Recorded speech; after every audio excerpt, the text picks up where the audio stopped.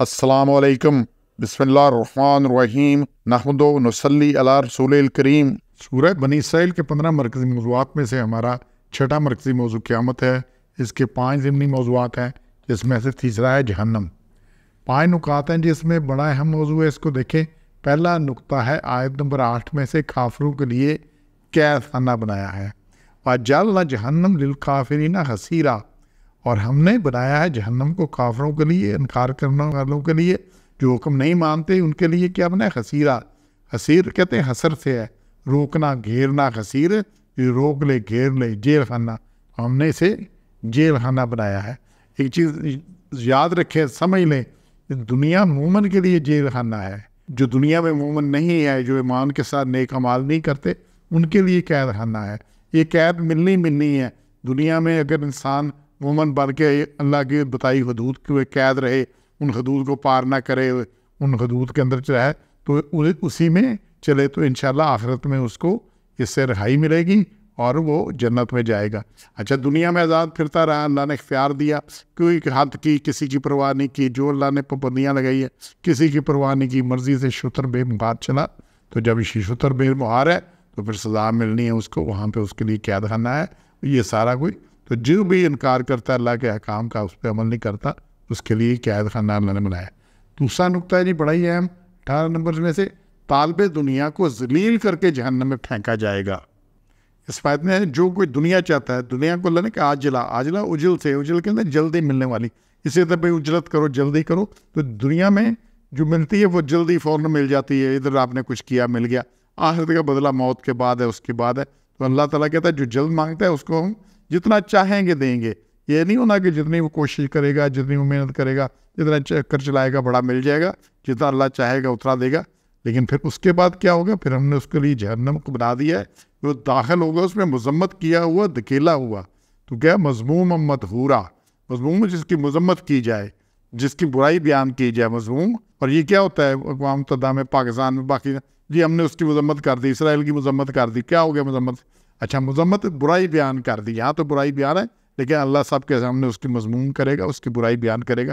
اور پھر یہی بات نہیں، پھر مدحورا جو ہے نا، یہ دہر سے ہے، دھکیلنا، ملون، دھتکارا ہوا، دور کر دینا۔ پہلے اس کی برائیاں بیان کی جائیں گی سب کے سامنے، اور پھر اس کو جہنم میں دھکیل دیا جائے گا۔ اچھا، یہاں پہ ہمارا بڑا تقیہ کلام ہوتا ہے، جی ہم دنیا دار ہیں، کیا کریں، دنیا داری ہے۔ تو اللہ نے یہ چیزیں جو دنیا کی بتائی ہیں نا، بڑے قرآن میں بار بار آئے۔ سورہ یونس ہے 10 نمبر، اس کی آیت 7-8 میں، کہ جو لوگ خوش ہو گئے دنیا کی زندگی پر، اسی پر مطمئن ہو گئے، اور ہماری نشانیوں سے، ہمارے احکامات سے بے خبر رہے، ایسوں کا ٹھکانہ آگ ہے، اس کے بدلے میں جو کمائیاں کرتے تھے۔ پھر سورہ نحل ہے 16 نمبر، اس کے ساتھ 108 میں ہے کہ ان کے لیے جنہوں نے عزیز رکھا دنیا کو، حیات الدنیا، آخرت سے، اور اللہ کا نہیں راستہ منکر لوگوں کو دیتا، تو جنہوں دنیا آخرت کے مقابلے دنیا کیا کریں، یہ دنیا، آخرت اللہ معاف کر دے گا۔ یہ وہ ہے جس پہ اللہ نے کہا کہ ہم نے مور کر دی، اللہ نے ان کے دلوں پر، ان کے کانوں پر، ان کی آنکھوں پر۔ یہ غافل لوگ ہیں، تو ان کے دلوں، ان کو سمجھ نہیں آتی، دنیا میں ایسا محک ہو جاتا ہے کہ سمجھ نہیں آتی۔ پھر سورہ اعراف ہے جی 18 نمبر، اس کی آیت 103-104 میں بڑی سخت بات ہے۔ اللہ کہتے ہیں میں بتاؤں تمہیں کس کے اعمال اکارت گئے، ختم ہو گئے، ضرب زیرو ہو گیا، جن کی کوشش دنیا ہی میں بڑھتی رہی اور سمجھ رہے بڑا اچھا کام کر رہے ہیں، میں نے یہ کر لیا، میں نے دنیا اتنی بنا لی جناب، میں نے یہ میرے پاس بڑا کچھ ہے، اور آخرت کا دھیان ہی نہیں کیا، کوئی حلال حرام کا نہیں دیکھا، کوئی حدودوں کی نہیں دیکھی، تو یہ سب کیا ہوئے؟ اللہ نے کہا ان کے سب اعمال ضرب زیرو ہو جائیں گے۔ کوئی نئے کام کیے بھی تو اس کا ان کو کوئی اجر نہیں ملنا۔ اور تیسرا یہ بڑا ہی اہم ہے کہ غیر اللہ کو کسی بھی درجے میں مشکل کشا سمجھنے والے، اس کی نظریات کرنے والے، کچھ کرنے والے، یہ جہنم میں دھکیلے جائیں گے، ملامت کر کے اور راندہ درگاہ کر کے، ملوم مدحورا، ملامت بھی ہوگے، اور مدحورا دھکیل دیے جائیں گے، ذلیل کر کے، دھکے دے کے دھکیل دیے جائیں گے جہنم میں۔ چوتھا بڑا سخت نقطہ ہے، بھٹکے ہوئے لوگ جہنم کا ایندھن بنیں گے۔ یہ دنیا میں حق سے بھٹک گئے، انہیں حق نظر ہی نہیں آیا، جو دنیا میں اندھا بنا رہا ہے، اس میں ہاتھ میں دیکھے، وہ آخرت میں اندھا اٹھے گا اور راستے سے بہت بھٹکا ہوا، تو دنیا میں اسے حق اور باطل نظر نہیں آیا، نیکی اور برائی نظر نہیں آئی، خوبی اور خرابی نظر نہیں آئی، ٹھیک ہے، مفاد اپنے پیٹ کے لیے لگا رہا۔ تو پھر دنیا میں تو جب ہم اچھی باتوں سے اس نے چشم پوشی کی نہیں، تو اللہ کہتا ہے اس کو پھر اندھا بنا کے اٹھائیں گے قیامت میں۔ دنیا میں اس نے ہدایت کا راستہ دیکھنے کی کوشش نہیں کی اور آخرت کا اس نے سمجھا ہی نہیں، اس کے بارے میں اندھا ہی رہا، تو اسے جنت کی راہ نظر نہیں آئے گی۔ دنیا میں اندھا پن آپشنل ہے، اختیاری ہے، اور اس کی اصلاح ممکن ہے، جبکہ آخرت کا اندھا پن اضطراری ہوگا، کمپلشن ہوگا، کیونکہ دنیا کے اندھا پن کے نتیجہ کی وجہ سے ہوگا، اور اصلاح کی کوئی صورت ممکن ہی نہ ہوگی۔ ایسا شخص جنت سے بھٹکتا رہے گا اور اسے جہنم ہی نظر آئے گی اور کچھ نظر نہیں آنا۔